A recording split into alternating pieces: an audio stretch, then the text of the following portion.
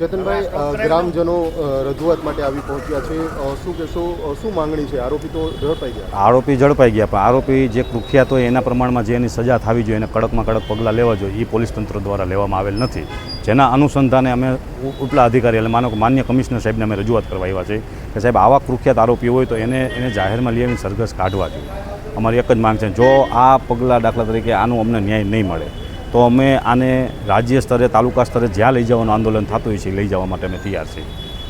કેટલો ત્રાસ છે આ પિતા પુત્રનો? આ જેટલો ત્રાસ છે ને એ તો ત્યાંના લોકોને આવીને પૂછો તો ખબર પડે કે આ લોકોનો કેટલો ત્રાસ છે.